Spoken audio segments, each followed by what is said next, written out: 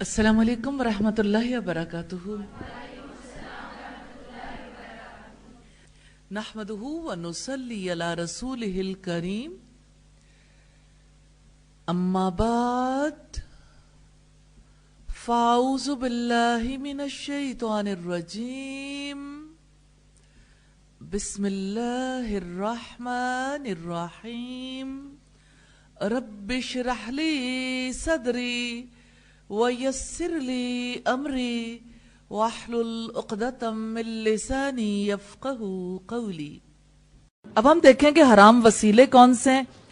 اولیاء اللہ اور نیک لوگوں سے فریادیں کرنا شریعت کے خلاف اور حرام کام ہے کہ نیک لوگوں سے فریادیں کی جائیں. ایسا وسیلہ اختیار کرنے والا اسلام سے خارج ہو جاتا ہے. آپ بتائیں گے کہ کیوں؟ فریاد کس کے لیے کرنی چاہیے؟ اللہ کی ذات سے فریاد کرنی چاہیے. جب آپ اللہ کو چھوڑ کر کسی اور سے فریاد کرتے ہیں تو ظاہر ہے کہ یہ شرک ہو جاتا ہے. دوسری بات ہے غیر اللہ کے لیے نظر ماننا. نظر مانی جا سکتی ہے اللہ کے لیے، آگے ہم دیکھیں گے، لیکن جب اللہ کے سوا غیروں کے لیے نظر مانی جاتی ہے، کسی کی خاطر جانور قربان کریں گے یا دیگ چڑھائیں گے یا اسی نوعیت کے اور ہزاروں کام ہیں، چھلے چڑھائیں گے یا فلاں جگہ پہ دودھ پہنچائیں گے، تو غیر اللہ کے لیے نظر ماننا جو ہے یہ حرام وسیلہ ہے. تیسرے، قبروں پر جانور قربان کرنا یہ حرام وسیلہ ہے. اسی طرح کسی کے حق کا وسیلہ لینا، حق کے وسیلے سے دعا کرنا ممنوع ہے، کیونکہ کسی مخلوق کو اللہ پر کوئی حق نہیں ہے. مثلا یہ کہنا کہ اللہ میں تیرے نبی اور رسول کے حق کے وسیلے سے دعا کرتا ہوں. النساء کی آیت نمبر 32 سے پتہ چلتا ہے کسی کے حق کا وسیلہ لینا. اس میں بنیادی بات یہ ہے کہ انسان کا، چونکہ وہ مخلوق ہے، مخلوق کا کوئی حق نہیں ہے خالق پر کہ وہ اپنا حق اس سے لیتا. جس نے بنایا حق اس کا ہے. اب مخلوق کے حق سے، کہ اس کا حق ہے کہ فلاں چیز اسے عطا کی جائے، کہ اس کے حق میں سے کچھ مجھے بھی دے دیا جائے، اس کا اللہ پر حق بنتا ہے کہ یہ کام اللہ تعالیٰ کر دیں.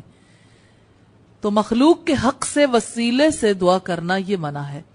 اسی طرح کسی کے جاہ و مرتبہ کا وسیلہ لینا غیر شرعی طریقہ ہے. مثلا یہ کہنا کہ اللہ تیرے نبی یا تیرے فلاں بندے کے وسیلے سے تجھ سے دعا کرتا ہوں. نبی صلی اللہ علیہ وسلم کا مقام اور مرتبہ بہت بلند ہے، لیکن ان کے واسطے سے دعائیں کرنا یا ان کا وسیلہ پکڑنا یہ درست نہیں ہے. اسی طرح ہم یہ دیکھیں گے کہ ولی کسے کہتے ہیں. یہ لفظ دو طرح سے استعمال ہوتا ہے. اگر ولی فاعل ہو تو اس سے مراد اللہ تعالیٰ کی ذات ہے جو ارحم الراحمین ہے. اگر ولی مفعول ہو تو اس سے مراد وہ ہے جس کی حفاظت کی جائے، یعنی وہ ایمان والا جو عقائد اور ضروری اعمال صالحہ کو انجام دینے کے بعد اللہ تعالیٰ کی حفاظت میں آ جاتے ہیں. اسے یہ یقین ہوتا ہے کہ کوئی اس کا کچھ بگاڑ نہیں سکتا، اللہ تعالیٰ اس کا مددگار ہے. الاعراف کی آیت نمبر 196 سے پتہ چلتا ہے. اللہ تعالیٰ کے ولی حق کے راستے کی ساری مشکلات برداشت کرتے ہیں، حق کے دشمنوں سے ٹکر لیتے ہیں. ان کا اعتماد اللہ تعالیٰ کی مدد پر ہوتا ہے. ان کے لیے دنیا میں خوشخبریاں ہیں. یونس کی آیت نمبر 62 سے 64 تک یہی موضوع ہے. دنیا میں یہ سعادت مند لوگ اللہ تعالیٰ کے دشمنوں کے دشمن اور جن سے رب راضی ہوتا ہے ان کے دوست بن جاتے ہیں. اس لیے جب یہ سوال کرتے ہیں تو اللہ تعالیٰ ان کو بامراد لوٹاتے ہیں. تیسری اہم بات ہے اعلیٰ درجے کی ولایت حاصل کرنے والے کو ولی کامل کہتے ہیں، جس کی دوستی اور دشمنی اللہ تعالیٰ کے لیے ہوتی ہے اور جس کی زندگی رسول اللہ صلی اللہ علیہ وسلم کے تابع ہوتی ہے. چوتھی بات ہے انبیاء علیہم السلام معصوم ہوتے ہیں، لیکن اولیاء اللہ سے غلطیاں ہوتی رہتی ہیں. ہاں یہ ضرور ہے کہ ان کا ضمیر روشن ہوتا ہے، اس لیے غلطی پر فوراً توبہ کر لیتے ہیں. یہ بات سمجھنے کی ہے، جو انسان اپنے درست عقیدے کے ساتھ اعمال صالح کو انجام دیتا ہے تو اللہ کی حفاظت میں آ جاتا ہے. وہ کوئی بھی ہو سکتا ہے، کوئی انسان بھی اس میدان میں آ سکتا ہے. اسے یہ یقین ہوتا ہے کوئی اس کا کچھ بگاڑ نہیں سکتا، اللہ اس کا مددگار ہے. جیسے ابو سفیان نے یہ بات کہی تھی غزوہ احد میں، لَنَا عُزَّى وَلَا عُزَّى لَكُمْ، ہمارے لیے تو عزا دیوی ہے، تمہارے لیے تو کوئی عزا ہی نہیں ہے. اس پر رسول اللہ صلی اللہ علیہ وسلم نے یہ کہا تھا کہ آپ اسے جواب دو اللہ مولانا ولا مولا لکم، اللہ ہمارا مولا ہے، تمہارا تو کوئی مولا ہی نہیں، کہ تمہارے لیے کوئی مددگار ہی نہیں ہے۔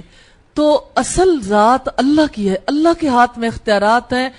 اگر کسی انسان کی کوئی ویلیو ہے تو اسی اعتبار سے کہ وہ کتنا نیک اعمال کرنے والا ہے، لیکن درست عقیدے کے مطابق دو چیزیں ہیں اس میں جو پیش نظر رکھنی، ایک درست عقیدہ جو اللہ اور اللہ کے رسول نے سکھایا، اور دوسرا وہ نیک اعمال جو اللہ کی خوشی کی خاطر انجام دیے جاتے ہیں، تو ایسا شخص جو ہے اللہ کی حفاظت میں آ جاتا ہے، یہ اللہ کا ولی، اللہ کا دوست ہے۔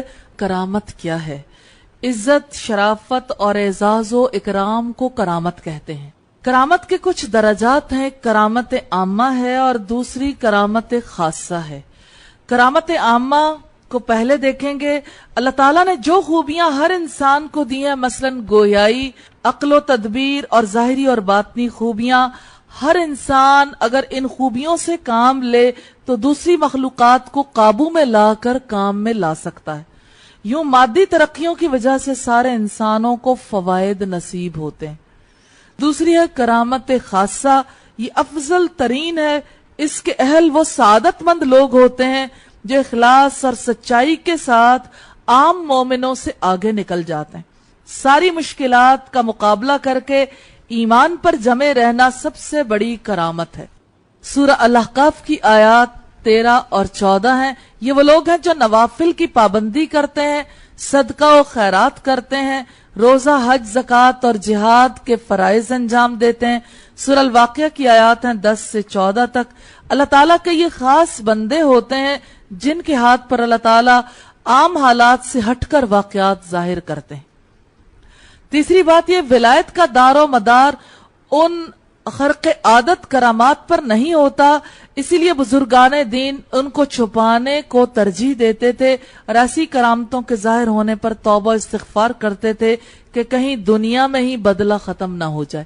اب جیسے حضرت عمر کا معاملہ ہمیں تاریخ کے حوالے سے ملتا ہے، انہوں نے اپنے مقام پر تھے لیکن انہیں یعنی ایسے محسوس ہوا کہ جیسے جو لشکر میں نے فلاں مقام پر، بہت دور دراز کے مقام پر جنگ ہو رہی تھی، تو اس لشکر میں فلاں ساتھی جو ہے فلاں مقام پر ہے، تو انہوں نے یہ پکار دی تھی کہ اے پہاڑ ہٹ جا، چل پڑ۔ اور اس موقع پر یعنی اپنے ساتھیوں کو جو انسٹرکشن دی تھی، حضرت عمر کی آواز اس مقام پر سنی گئی۔ اب یہ تاریخی واقعہ ہے، ایسے واقعات ہو سکتے ہیں، لیکن بات یہ ہے کہ ان واقعات کو اللہ کے ولی ہمیشہ چھپاتے ہیں۔ اس کا یہ مطلب نہیں ہے کہ ان واقعات کی وجہ سے جو اللہ کا اعزاز و اکرام ہے، اس کی وجہ سے عام لوگوں کے رزق کشادہ ہونے کا اختیار کسی کو مل جاتا ہے، یا یہ کہ کسی کی بیماریاں دور کرنے کا اختیار مل جاتا ہے، یا اس کی وجہ سے کوئی اور کام ہونے شروع ہو جاتے ہیں۔ تو یہ معجزے اگر آپ یہ دیکھنا چاہیں تو حضرت مریم کے ہاتھ پر کہ اللہ نے کرامت ظاہر نہیں کی تھی؟ جب حضرت زکریا نے پوچھا تھا انا لکی ھذا، وہ بے موسم کے پھل جو حضرت مریم کے سامنے تھے کہ یہ پھل تیرے پاس کہاں سے آئے، تو انہوں نے کہا تھا کہ وہ اللہ کی طرف سے ہیں۔ تو جو بھی کسی کے ہاتھ پر کرامت ظاہر ہوتی ہے وہ اللہ کی طرف سے ہوتی ہے، اس میں کسی شخص کا کوئی ذاتی کمال نہیں ہوتا۔ جو کمال ہے وہ اللہ کے نزدیک ہے، اس کا اجر بھی اللہ نے دینا۔ وہ دنیا کے لیے کمالات مفید بھی نہیں ہوتے۔ کسی کے توسط سے اگر کوئی ایسی چیز ظاہر ہو جائے، نبی کے ہاتھ سے ظاہر ہو، معجزہ ہے۔ نبی کے علاوہ غیر نبی کے ہاتھ سے ظاہر ہو، وہ کرامت ہے۔ نبی صلی اللہ علیہ وسلم کے جو معجزات تھے، جیسے اللہ نے معجزہ ظاہر کیا آپ صلی اللہ علیہ وسلم نے حدیبیہ کے مقام پر، مجھے الحمدللہ وہ کنواں دیکھنے کا اتفاق ہوا جس کنویں میں رسول اللہ صلی اللہ علیہ وسلم نے پانی ڈلوا دیا تھا۔ آپ صلی اللہ علیہ وسلم کے ساتھی تھے اور پانی 1400 افراد کے لیے کل ایک باؤل جتنا پانی تھا۔ آپ صلی اللہ علیہ وسلم نے اس کا پانی پیا، اس میں یعنی کلی کی ہاتھ رکھا، صحابہ کرام نے وضو کرنا شروع کیا، ہاتھوں کی انگلیوں سے پانی نکلتا ہوا سب نے دیکھا تھا۔ اور پھر یہ کہ صحابہ کرام کی تنگی کے پیش نظر آپ نے یہ کہا کہ یہ باؤل اٹھاؤ اور کنویں میں ڈال دو، اور کنویں سے یوں پانی ابلنے لگا تھا۔ تو اللہ تعالیٰ جس کے توسط سے چاہے ایسے واقعات ظاہر کر سکتے ہیں، یہ قدرت اللہ کی ہے، کسی کا کوئی کمال نہیں ہے، نبی کا بھی کمال نہیں ہے۔ کیونکہ نبی کے ہاتھ پر بھی جو چیز ظاہر ہوتی ہے وہ بھی اللہ کی قدرت سے. مثال کے طور پر حضرت موسیٰ کے حالات میں دیکھیے, حضرت موسیٰ سے اللہ تعالیٰ نے کہا وَمَا تِلْكَ بِيَمِينِكَ يَا موسیٰ, کہ اے موسیٰ تیرے دائیں ہاتھ میں کیا ہے؟ تو حضرت موسیٰ نے کہا ہِیَ عَصَایَ, یہ میری لاٹھی ہے, اس سے میں بکریوں کے لیے پتے بھی جھاڑتا ہوں, جب دل کرتا ہے اس سے ٹیک بھی لگا لیتا ہوں. حضرت موسیٰ نے بات لمبی کی. اللہ تعالیٰ نے یہ کہا اس لاٹھی کو پھینک دو. پھینکا تو وہ اژدہا بن گئی. حضرت موسیٰ بھاگ گئے. اس اژدہے کے ڈر سے کیوں بھاگے؟ یعنی اس طرح کبھی دیکھا نہیں تھا. تو اگر دیکھا جائے کہ یہ حضرت موسیٰ کا اس میں کوئی کمال ہے, موسیٰ کا کوئی کمال نہیں, وہ اللہ ہی کی ذات کا معاملہ ہے. جو رب دنیا میں زندگی کو تخلیق کرنے والا ہے, زندگی عطا کرنے والا ہے, وہ زندگی جو کئی ماہ میں کسی چیز کو ملتی ہے یا کئی برسوں میں کوئی چیز اس مقام تک پہنچتی ہے, مٹی پورے کا پورا سانپ بن جائے, اس کے لیے اللہ تعالیٰ نے اسباب پیدا کیے. یعنی مٹی جو ہے وہ سانپ بن سکتی ہے اللہ کے حکم سے, اور یہ پروسیس ہر دم ہو رہا ہے. مثال کے طور پر آپ بیج بوتے ہیں, کیا بیج اگتے نہیں؟ اسی بیج سے پوری فصل لیتے ہیں, تو یہ فصل یعنی آہستہ آہستہ آہستہ آہستہ گرو کرتی, تو ہم اسے ایکسپٹ کرتے چلے جاتے ہیں. ورنہ اگر کوئی بیج پھینکے اور پورا درخت نکل آئے تو یہ بات انسانوں کو عجیب لگتی ہے. حالانکہ پروسیس وہی ہوتا ہے, تھوڑا سا تیزی سے چل جاتا ہے. تو اللہ کا اختیار ہے, جب تیز کر کے دکھانا چاہے, کسی کے ہاتھ سے وہ چیز ظاہر کر دے. اگر نبی ہے تو معجزہ ہے, غیر نبی ہے تو کرامت ہے. تو کرامتیں اللہ کی کئی لوگوں کے ہاتھ پر دکھتی رہتی ہیں, لیکن یاد رکھیے گا اگر کوئی شخص ہوا میں اڑ سکتا ہے, لیکن جنات اڑائے پھرتے ہیں. اگر کوئی شخص ایک ٹانگ پہ کھڑا رہے کئی برس تک, یہ کوئی کرامت نہیں ہے, یہ معجزات نہیں ہے. بہت سارے معاملات ایسے ہیں جو جادو کے توسط سے ہوتے ہیں.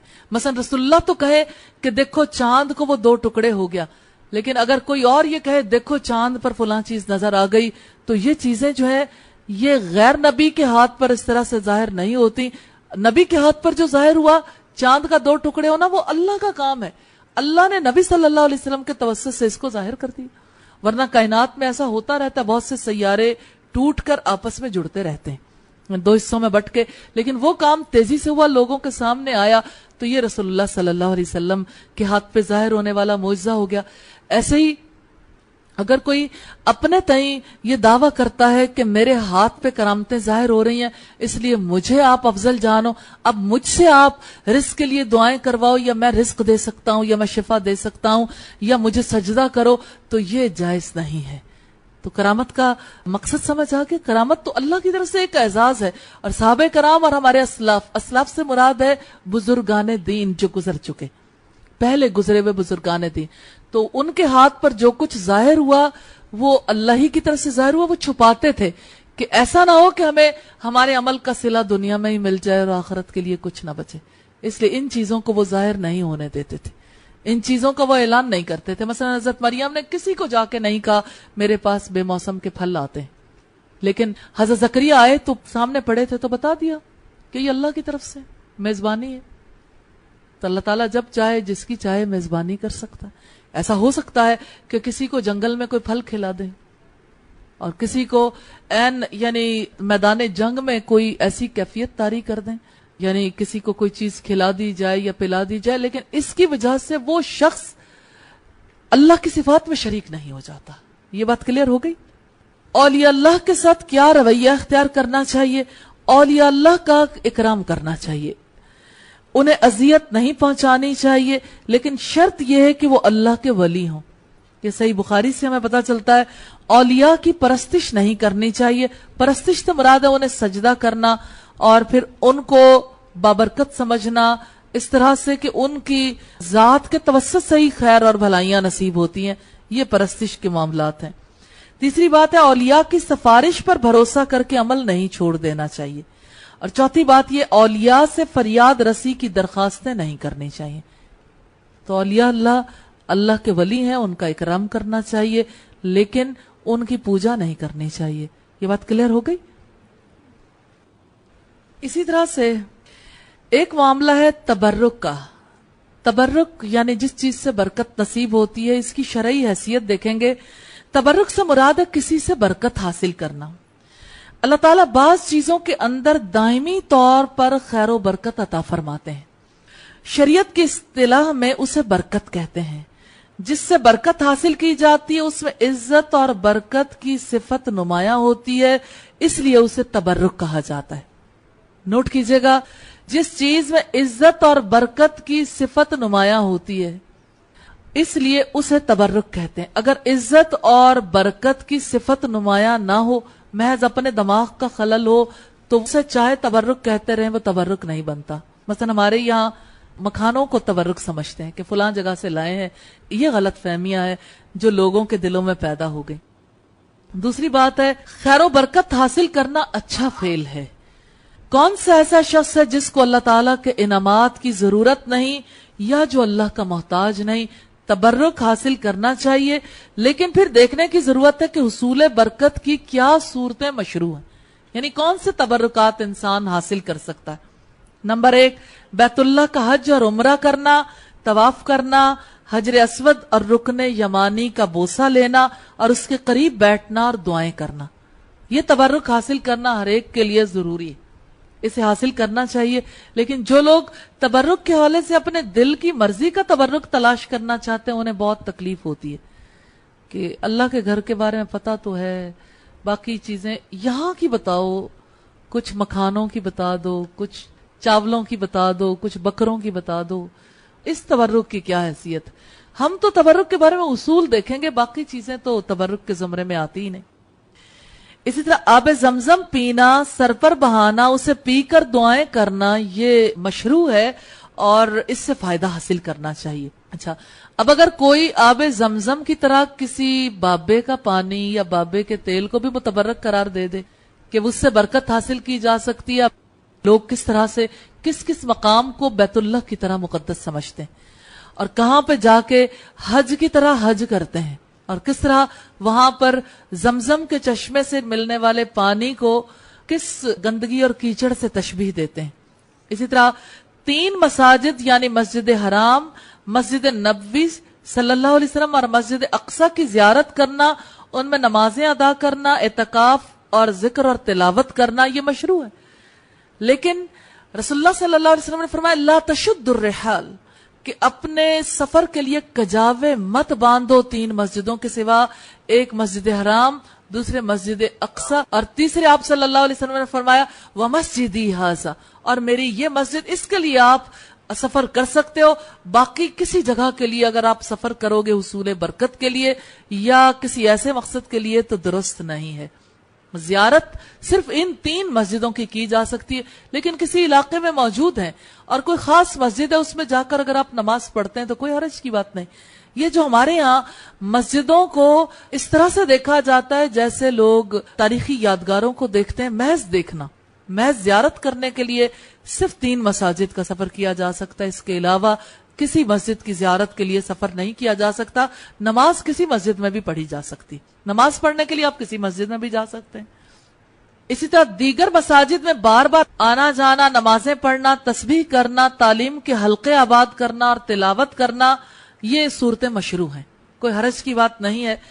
5ویں بات ہے صالحین اور نیک کردار لوگوں کے ساتھ ان کی سرزمین پر سکونت اختیار کرنا اور وہیں دفن ہونا، یعنی صالح لوگوں کے ساتھ اگر کوئی رہتا ہے اسی سرزمین میں ہجرت کر کے چلا جاتا ہے اور وہیں دفن ہو جاتا ہے، یہ صورت مشروع ہے کہ اگر برکت کے حصول کے لیے ساتھ رہتے ہیں کہ ان سے سیکھتے ہیں، اللہ کے قریب ہوں گے تو اللہ کی قربت کے لیے ان سے علم سیکھنا، ان کے پاس رہنا، اس میں کوئی حرج کی بات نہیں، مشروع صورت ہے اور ایسا ضرور کرنا چاہیے۔ 6ٹھی چیز ہے اہل علم کی مجلسوں میں بیٹھنا برکت کا باعث ہوتا ہے، ان سے ایمان، یقین، تقوی، پرہیزگاری، دعوت کی تعلیم لینا، ان کی نصیحتوں کو سننا اور اس پر عمل کرنا، ان سے دعاؤں کی درخواست کرنا، سب مشروع طریقے ہیں۔ تو علم کی مجالس میں شرکت کے لیے اگر اپنے شہر سے رخت سفر باندھا جائے، وہاں جا کے اسٹے کیا جائے تو یہ افضل عمل ہے، اس سے انسان کو برکت نصیب ہوتی ہے۔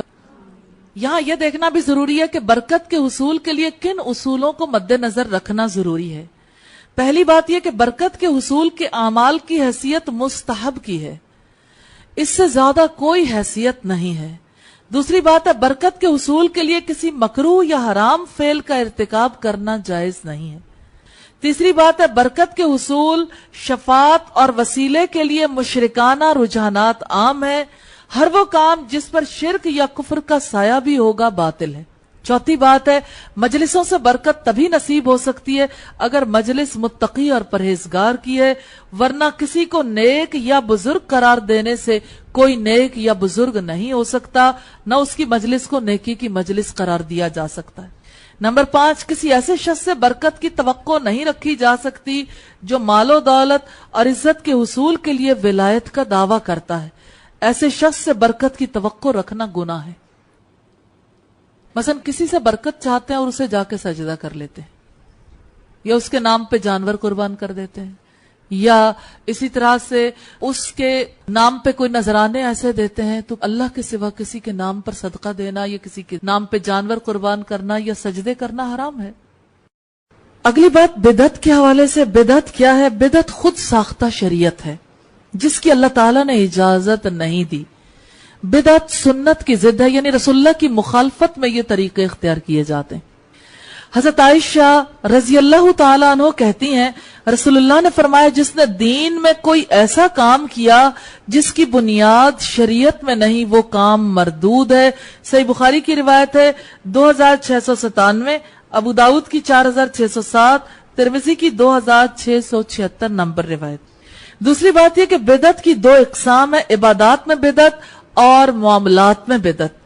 پہلی بات یہ ہے کہ عبادات میں بدعت، یہ بات بہت امپورٹنٹ ہے، کسی ایسے کام کو بطور عبادت کرنا جس کی اللہ تعالیٰ نے اجازت نہیں دی، جیسے ناچ گانے، سیٹی، تالی اور بانسری بجانے کو عبادت کے طور پر جائز سمجھنا، الانفال کی آیت نمبر 35 میں دیکھ سکتے ہیں۔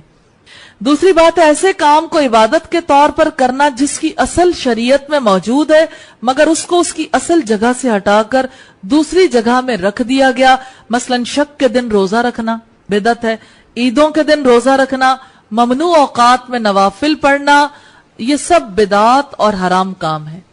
دوسری چیز ہے معاملات میں بدعت، ایسی چیز کی شرط لگانا جو نہ کتاب اللہ میں ہے نہ سنت رسول میں۔ حضرت عائشہ نے کہا کہ رسول اللہ نے لوگوں کو خطاب کرتے ہوئے فرمایا کچھ لوگوں کو کیا ہو گیا ہے جو معاملات میں ایسی شرطیں لگاتے ہیں جن کی جڑ بنیاد کتاب اللہ میں نہیں ہے۔ پھر جو شخص کوئی ایسی شرط لگائے جس کی کوئی اصل کتاب اللہ میں نہ ہو تو وہ شرط غلط ہے، اللہ کی شرط ہی زیادہ حق اور زیادہ مضبوط ہے۔ بخاری کی روایت ہے 2560 نمبر پہ۔ کیا کائنات میں سے کوئی ایسا اختیار جو ان کو منتقل کر دیا گیا ہو؟ کس مقصد کے لیے لوگ پہنچتے ہیں دنیا کے لیے کہ ہماری دنیا کا فلاں مسئلہ یہاں پہ آنے سے حل ہو جائے گا، اور آپ دیکھیں کہ مسلمانوں کی ایک کثیر تعداد کتنی بڑی گمراہی میں مبتلا۔ کیا اللہ کے رسول صلی اللہ علیہ وسلم نے جو دین سکھایا وہ یہی دین تھا کہ آپ کسی قبر کے مجاور بن کے رہ جائیں؟ آپ یہاں پہ جھنڈا دیکھ رہے ہیں، جہاں پر کسی جھنڈی یا جھنڈے کو گاڑا جاتا ہے نصب کرنا کہتے ہیں اسے، اور انصاب ان مقامات کو کہا جاتا ہے، یعنی درگاہیں جہاں پر جھنڈا گاڑ کر نشانی لگائی جاتی ہے کہ یہ فلاں کے نام سے منسوب ہے۔ علم نجوم کے بارے میں اسلام کا کیا موقف ہے؟ علم نجوم ناجائز اور حرام ہے۔ نجوم کی حقیقت کے بارے میں رب العزت کا ارشاد ہے وَهُوَ الَّذِي جَعَلَ لَكُمُ النُّجُومَ لِتَهْتَدُوا بِهَا فِي ظُلُمَاتِ الْبَرِّ وَالْبَحْرِ۔ الانعام کی آیت نمبر 97 ہے، وہی ذات ہے جس نے تمہارے لیے تاروں کو بنایا تاکہ تم اس کے ذریعے سے خشکی اور سمندر میں راستہ معلوم کرو۔ دوسری بات ہے علم نجوم جادو کے درجے میں شمار ہوتا ہے۔ حضرت ابن عباس سے روایت ہے کہ رسول اللہ صلی اللہ علیہ وسلم نے فرمایا جس نے ستاروں کا علم سیکھا گویا اس نے جادو کا ایک حصہ سیکھ لیا، پھر وہ ستاروں کے علم میں جتنا آگے جائے گا اتنا اس کے جادو کے علم میں اضافہ ہوگا۔ ابو داؤد کی روایت ہے 3905۔ جادو کے بارے میں اسلام کا کیا موقف ہے؟ امام ابن قدامہ المقدسی کہتے ہیں جادو ایسی گروہوں اور ایسے دم درود اور الفاظ کا نام ہے جنہیں بولا یا لکھا جائے، یا یہ کہ جادوگر ایسا عمل کرے جس سے اس شخص کا بدن یا دل یا عقل متاثر ہو جائے، جس پر جادو کرنا مقصود ہو۔ خاص بات دیکھیے گا، دم درود الفاظ ایسے جسے بولا یا لکھا جائے، یا جادوگر ایسا عمل کرے جس کی وجہ سے کسی کے بدن پر کسی کے دل پر اثرات مرتب ہو جائیں، جس پر جادو کرنا مطلوب ہو. یہ جادو ہے. جادو واقعتاً اثر رکھتا ہے. جادو سے کوئی شخص قتل بھی ہو سکتا ہے, بیمار بھی ہو سکتا ہے, اپنی بیوی کے قرب سے عاجز بھی آ سکتا ہے, بلکہ جادو شوہر اور بیوی کے درمیان جدائی بھی ڈال سکتا ہے, اور ایک دوسرے کے دل میں نفرت بھی پیدا کر سکتا ہے اور محبت بھی. المغنی کے والیوم 10 پیج پر یہ روایت ہے. امام ابن قیم رحمہ اللہ کہتے ہیں جادو خبیث روحوں کے اثرات سے ہوتا ہے جس سے انسانی طبیعتیں متاثر ہو جاتی ہیں.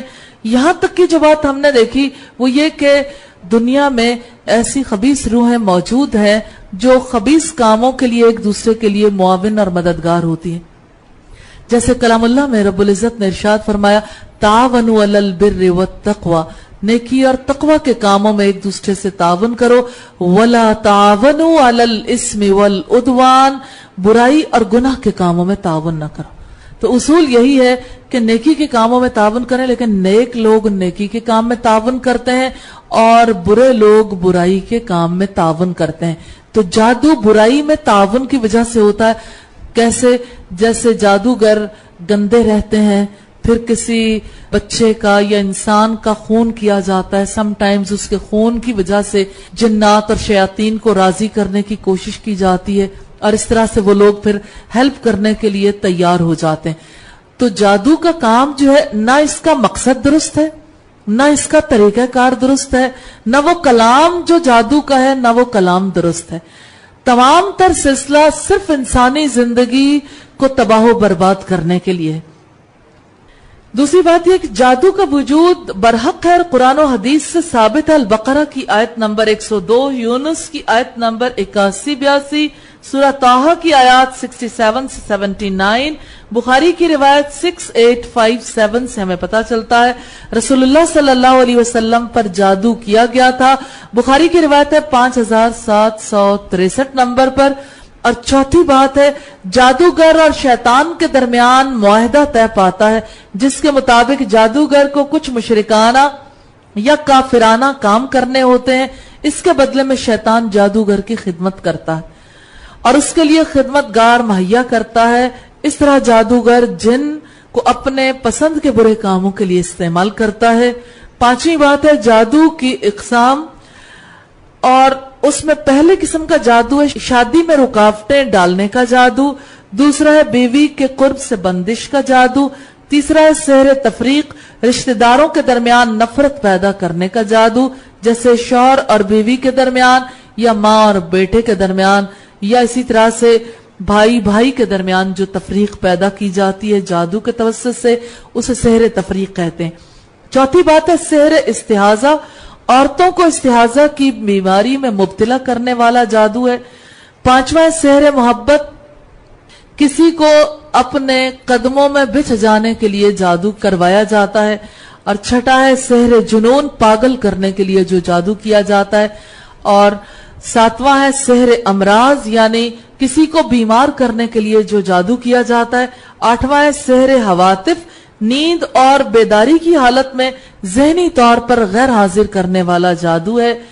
اور نواں ہے سحر خمول, کاہلی اور سستی کا جادو. لگتا ہے ساری نسل پر یہ جادو تو ہو چکا.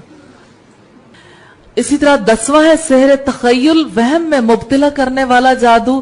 اور 11واں ہے بانجھ پن اور ناقابل اولاد بنانے کا جادو. چھٹی بات ہے جادوگر کی سزا وہ قتل ہے.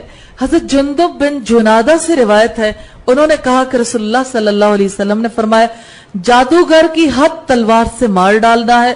ترمذی کی روایت 1460 سے پتا چلتا ہے. اس حدیث پر نبی صلی اللہ علیہ وسلم کے بعض اصحاب کا عمل ہے. اسی طرح ہم نشرہ کے بارے میں دیکھیں گے. دم کے بارے میں اسلام کا کیا موقف ہے؟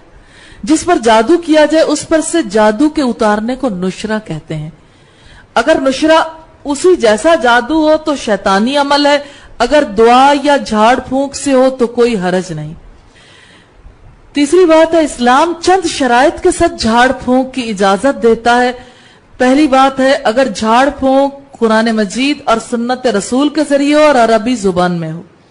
دوسرے, اگر جھاڑ پھونک کرنے اور کروانے والے دونوں کا عقیدہ یہ ہو کہ جھاڑ پھونک کی اپنی کوئی تاثیر نہیں, یہ اللہ کی مرضی سے مؤثر ہوتی ہے.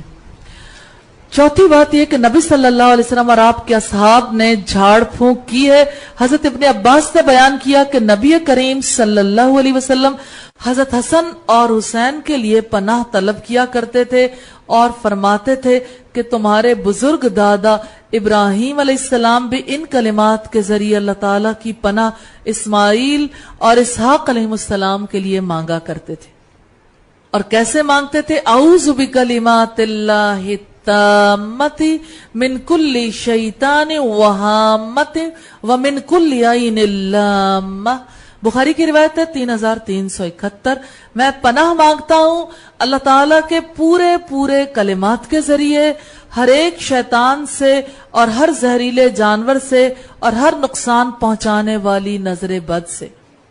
रसूलुल्लाह पर हजरत जिब्रील ने इन अल्फाज में झाड़ फूंकी, बिस्मिल्लाहि अर्कीका मिन कुल्ली शैइन युज़ीका मिन शर्रि कुल्ली नफ्सिन औ ऐनिन हासिदिन अल्लाहु यशफीका।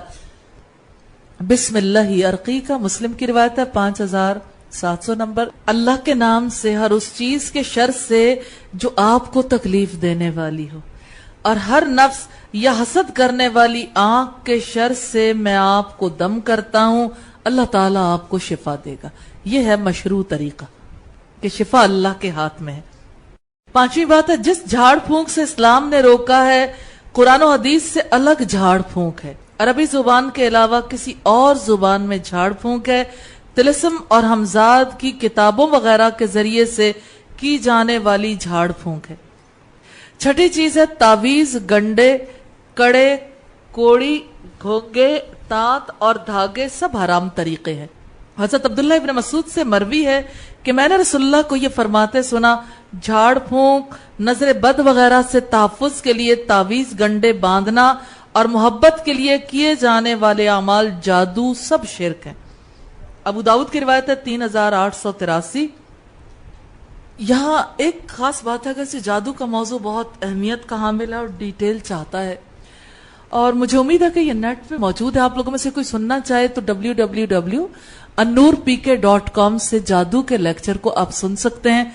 लेकिन यह है कि यहाँ पर जो सरे दस कुछ चीजें जरूर आपके सामने रखना चाहती हूँ कि जादू किया कैसे जाता है। जैसे हैज के खून से तावीज लिखा जाता है शौहर की मोहब्बत हासिल करने के लिए कि उसके खाने में जाकर मिला दो। इसी तरह से कुरान हकीम को उल्टा लिखा जाता है। कुछ जादूगर कुरान हकीम को पांव में बांध कर चलते हैं, फिर शयातीन को राजी करते हैं। ये कोई सादा सा तरीका नहीं है। शयातीन उस वक्त तक राजी नहीं होते जब तक कि बंदा अल्लाह की लानत वाले अमाल नहीं करता। इस वजह से जादू से रोका गया कि ये शयातीन के ग्रुप में शामिल होने वाला मामला है। कुरान मजीद की आयत या हदीस लटकाई जाए तो उसका क्या जवाब बनता है, ये हम देखेंगे। सल्फ सालिहीन की अक्सरियत इसके नाजायज होने की कायल है। अब्दुल्लाह इब्न उमर, अब्दुल्लाह इब्न मसूद और उनके साथियों का यही मौकफ है। लटकाने की यानी गले में लटकाने की नहीं आम है। जो तावीज लटकाया जाता है इससे कुरान मजीद की बेइज्जती होती है, क्योंकि तावीज लटकाने वाले नापाकी की हालत में भी लटकाते हैं जो नाजायज। तीसरी बात यह कि जब लोग कुरान मजीद वाले तावीज पहनते हैं तो कुरान के अलावा दूसरे तावीजों के लिए उसे दलील बनाया जाता है। चौथी रीजन है हराम होने की। हराम और नाजायज चीजों पर एतकाद पुख्ता होने का दरवाजा बंद नहीं हो सकता और लोगों की तवज्जो गैरुल्लाह की तरफ हो जाती है। इस वजह से तावीज नाजायज और हराम है।